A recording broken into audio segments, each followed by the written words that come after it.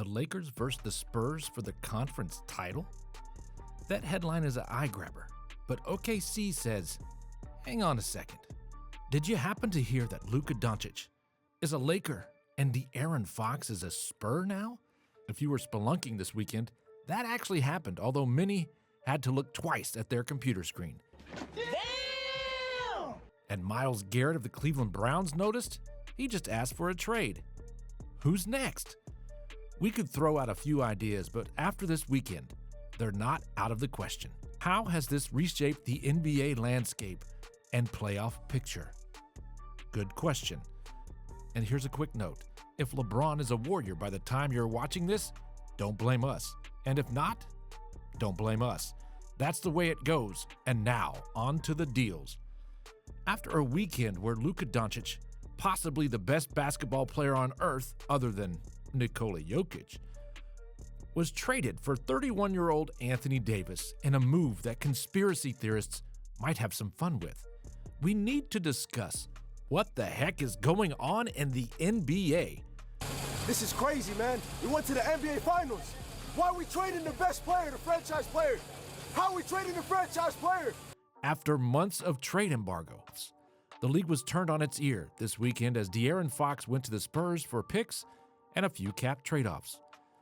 The same Aaron Fox that made second All-NBA 2 years ago and now gives the Spurs 48 minutes of Chris Paul and Fox at point guard. Make no mistake, the Spurs are contending now. Another question is, what do you think Boston, OKC, and Cleveland think about these trades? Hard to say, but suffice that the Lakers and Spurs have made everyone in the NBA rethink what their April plans are. Boston, as if they didn't have to worry about Cleveland soaring to the top of the standings, now sees an LA team with the guy they couldn't beat a few years ago and the guy they just beat in the finals. Suddenly, there are a lot of teams at the top. And with all the customary apologies to Nuggets and Thunder fans, the two best teams on paper are possibly now the Lakers and Spurs. Can this really be happening? Let's take a look and find out. You were always thinking, what if Luka played on a team with another star at his level? Maybe LeBron James qualifies in terms of star value and is certainly still a huge force, if not the one-man show of the 2000 teens. But now he looks over and sees a point guard that's roughly the same size as him and has shooting skills and ball handling that Larry Bird would approve. The Lakers will now beat your teams in LeBron's farewell and Luka's first year as the new king of Los Angeles, a city that they could use something to cheer about right now. There is a long tradition of LA basketball winning it all, and this whole stunning series of events lets us know there will be a star in LA for years to come. But are the Lakers really set up, though, to guard against Jokic, who destroyed them with AD in the front court in the conference finals just 2 years back? Now, without AD, it might be 50-point games inside instead of 40. But what does the top Lakers lineup look like now? And could they get some help to round out a roster that has some senior championship experience and junior aspiring championship potential? When Dallas made their finals run last year, they surrounded Luka with Kyrie Irving, a second scorer and creator, and then a roster of 3 and D wings and big men. This worked against OKC, as they were low on centers and gave up easy baskets inside and had trouble rebounding with Derek Lively Jr. and Daniel Gafford. OKC went out and got Isaiah Hartenstein to help with that, and added Alex Caruso to their defensive lineup, making them a super deep threat to run away with things in the West. But now their issue isn't with Dallas, it's with LA. Can they stop both Luka and LeBron? Odds are they throw Caruso and Cason Wallace at Luka, but the height and weight disadvantage is a problem there. And oh yeah, Luka's the second biggest creator on his team. The other is LeBron James. He's 6'9" and 250.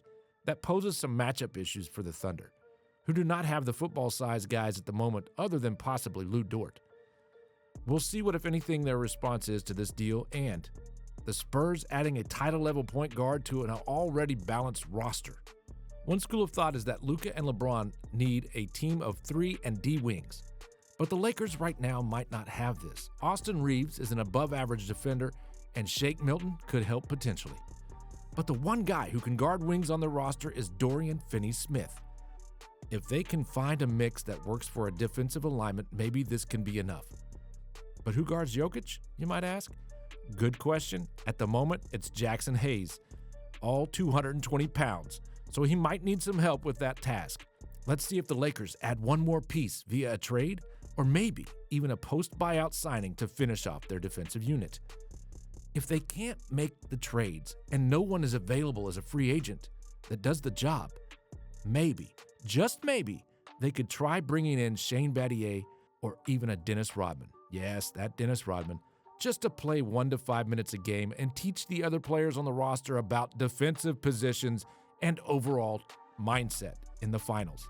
Recently retired players sound like a stretch given the conditioning needed, but a defensive piece at center very often can be an older player that doesn't need their best athletic skills intact to make a difference. Good footwork and rotations can be more important than fast movements when it comes to planning the defense inside.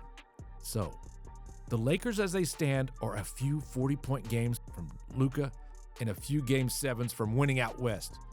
But will they get through and be able to stop other teams with their depth and questions on D? In San Antonio, the question seems to be, do they have the experience to contend for a title?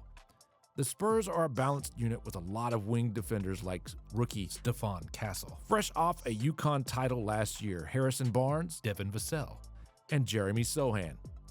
Also, Keldon Johnson provides scoring and is a capable defender. It's a deep group that can hit shots and guard the other team's best players. And oh yeah, Victor Wembanyama is the center and leading scorer. Chris Paul provides a coach on the floor and can help get them ready for playoff series. This is a very good team, and if they gel in time, maybe it's a team that can contend.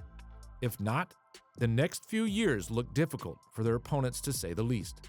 If aaronfox and Wemby can form a connection and play off one another's game like the Stars did in LA with Kobe and Shaq, and like they do now in Denver, they can lead the Spurs past most teams that won't be able to deal with two elites inside-out scorers and creators, one of whom is 6'3" and has elite speed, and the other, yeah, you get it. The Spurs are going to be very tough to guard, and that's without free agents lining up and the Spurs accepting, plus a slew of draft picks they stocked up while on the rebuild. Indeed, the keys long-term in San Antonio, where they have around a dozen first-round picks in the next 7 years, including the Mavs' unprotected first in 2029 that seems a bit less great for Dallas today than it did last Friday. Another key is keeping the Stars happy and well-fed in terms of how they see themselves in the offense and defense. In Fox's case, reports were that he was hoping for a better situation as far as playoff potential is concerned. If that's the case, he's got to be happy heading to San Antonio. We'll see if Greg Popovich comes back, and he hopefully does. But he'll be advising regardless, and the team and its coaches have studied under him, so this is a well-run club. An ideal situation for the Spurs would be a do-it-all wing that could help. But at least right now, they have an abundance of depth and an inside-out game with Fox and Wembanyama that very few teams can match, and even fewer can stop with consistency. So this is one to keep an eye on. From the perspective of Oklahoma City, they might wonder, how improved are the Spurs? If they're the 1 and the Spurs are the 8, is that the situation to be in? Maybe this year, but perhaps only this year. The Kings, on the other hand, are taking it as it goes. Like Dallas, they worried about their stars' happiness, and in Fox's case, willingness to stay with a contract extension.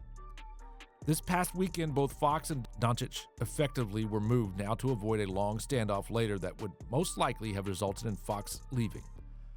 So fair deal for Sacramento, and the Zach LaVine return will, if nothing else, replace the scoring lost in Fox. Will they be able to stop anyone on defense? Maybe. Maybe not.